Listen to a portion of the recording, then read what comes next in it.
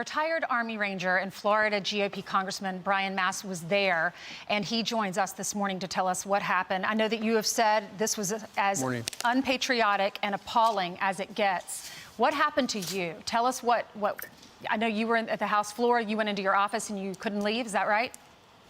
No, I had spoke on the House floor, and this must have happened right on the tails of me walking off the floor. I spoke, I walked off the floor, nothing was going on, and by the time I walked 5 minutes to my office, this was playing out on the television, bearing out on the television. So it must have happened really directly on my heels.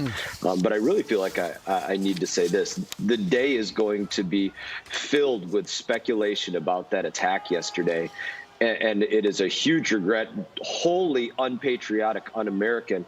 But I feel like the thing that I wish would be remembered about January 6, 2021, was the fact that democracy, the pride of our country, was literally attacked.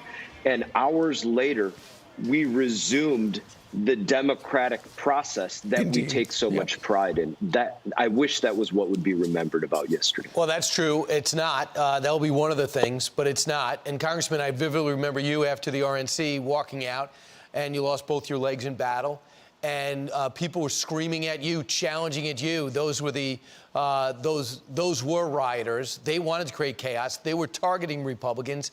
Why did I think that Trump supporters would never do something like that? Do you believe that you saw a different side of Trump supporters?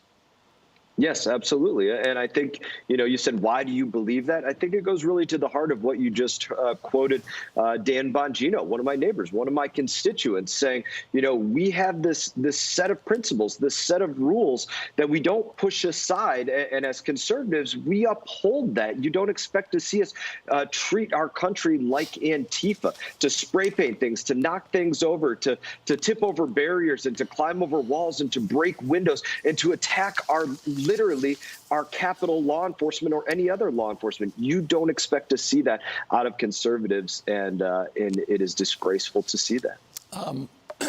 I know you were in the Capitol complex. My daughter was there. She was locked down all day. Very long story, very emotional. But a couple of her smart friends over on the Senate side did something that, I'm glad they did.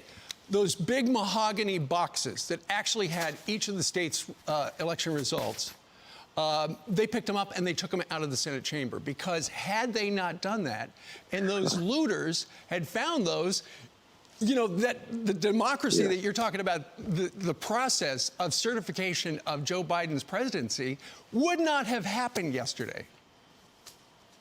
That's the first time I've heard that. I'm glad that you just shared that. That's an important piece of our history to understand that occurred. You think about, you could use a number of adjectives, the idiots that were out there, placing themselves on the floor of the Senate chamber, or even in Speaker Pelosi's desk. That stupidity that was going on. And to save that piece of what needed to happen for our democratic process, that was swift thinking, and applauds to them. And right there, Congressman, those are that's one of the mahogany boxes that they took out of the Senate complex yesterday. But ultimately, there were so many people at that Stop the Steal rally yesterday where they were under the impression that Mike Pence could somehow derail Joe Biden's win and install President Trump.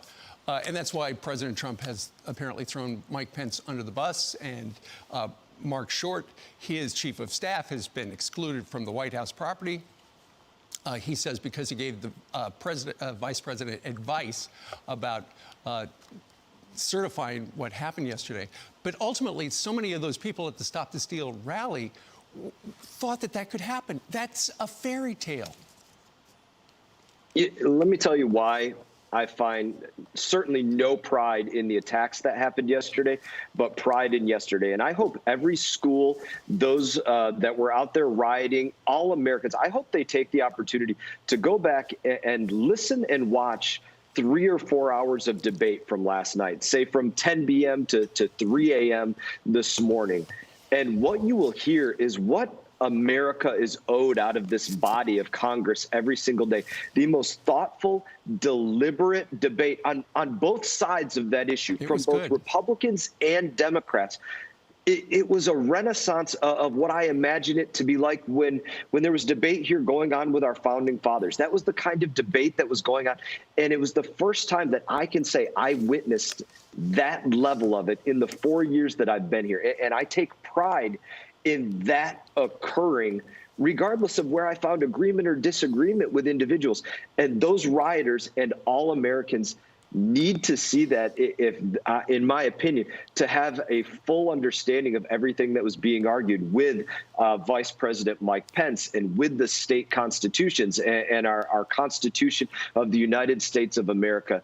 It is worth the permanently being enshrined within the civics of our country to learn a lesson forever going forward. So, Congressman, what happened yesterday, last night, is being talked about all around the world. It sends a message to them, and that's pretty terrifying. So going forward, how are we going to make sure you all are safe when you're inside the building?